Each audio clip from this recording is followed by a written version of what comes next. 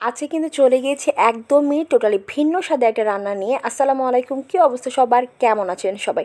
আশা করি সবাই খুব ভালো আছেন, আল্লাহর রহমতে আমিও অনেক ভালো আছি। এই তো জাস্ট একটু লবণ দিয়ে মাংসটাকে ভেজে নিয়েছি, আর কিছুই দিয়েছি না এখানে, হলুদ না, মরিচ না, কিছু না, জাস্ট লবণ দিয়ে মাংসটাকে খুব কড়াভাবে ভাজতে হবে। আর আজকে কিন্তু আমি না চাইনিজ না বাঙালিয়ান, কোনো মিক্সডই না, সব কিছু মিক্সড করে আসলে মানে হদা খিচুড়িও নাকি গদা খিচুড়ি কিছু একটা বলা হয় না, ওরকম টাইপের রান্না করার চেষ্টা করব। তো যাই হোক, মাংস কিন্তু আমার খুব ভালোভাবে ভাজা হয়ে গিয়েছে। তারপর চলে গেলাম সেই কড়াইতেই আমি আলু ভাজতে। তো আলুগুলোকে ছোটো ছোটো করে কিউব করে নিয়েছি, যে আসলে মাংসের যে সাইজ সেই সাইজ করেই তো আমাকে আলুগুলো রাখতে হবে, তাই না? তাহলে তো দেখতে সুন্দর লাগবে। এরপরে চলে গেলাম কিছুটা ক্যাপসিকাম নিয়ে, তাদেরকেও আমি হালকা একটু ফ্রাই করে নিব, জাস্ট হালকা একটা ভাজা দিয়ে নিলাম। তো আমার মোটামুটি কিন্তু ভাজা হয়ে গেছে। বেশি ক্যাপসিকাম ভাজলে কিন্তু আবার ভালো লাগবে না। আমার রান্না ভাজা একদমই ডান, আমি সব কিছু নামিয়ে ফেললাম। তারপরে চলে গেলাম কড়াইতে, আমি দিয়ে দিলাম এখানে সামান্য তেল এবং পেঁয়াজ। আমি তেল আর পেঁয়াজটা খুব ভালোভাবে ভেজে নেব, একদম ব্রাউন করে নিব। এখানে কিছুটা পেঁয়াজ আমি রান্নার জন্য রাখবো, আর কিছুটা আমি একটু সাইড করে রেখে দিব। তো যাই হোক, আমি কিন্তু চলে গেলাম রান্নাতে। আমার পেঁয়াজ কিন্তু মোটামুটি ভাজা হয়ে গিয়েছে। এখানে আমি জাস্ট হালকা একটু, মানে হালকা বলতে আধা চামচের মতো রসুন বাটা আর আদা বাটা দিয়ে দিয়েছি, আর একটু টক দই দিয়েছি, দিয়ে আমি খুব ভালোভাবে এগুলো কষিয়ে নিয়েছি। এখানে কিন্তু আমি এক্সট্রা তেমন কোনো মশলা ইউজ করব না, হলুদ মরিচ কিছু ইউজ করব না।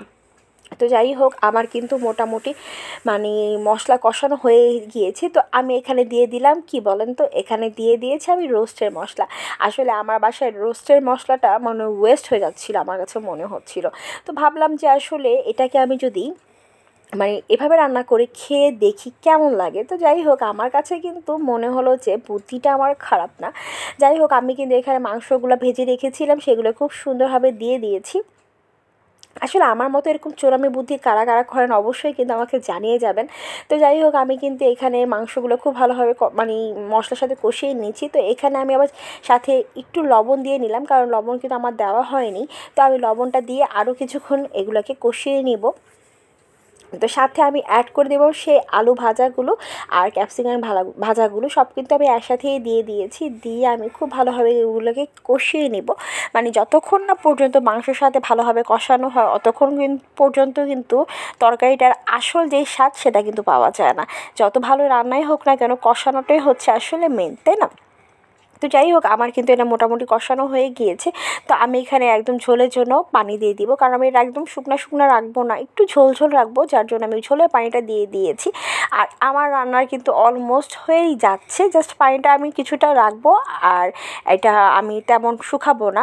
তো আমি এখানে কিন্তু সামান্য পরিমাণে একটু চিনি দিয়ে দিয়েছি, জাস্ট চাইনিজ একটা ভাব রাখার জন্য, আর কিছুই না। তো আমি লাস্টে কিন্তু এখানে কিছুটা কাঁচামরিচ দিয়েছি আর বেরেস্তা দিয়ে নামিয়ে ফেলবো। আমার রান্নাটা আপনাদের কাছে কেমন লেগেছে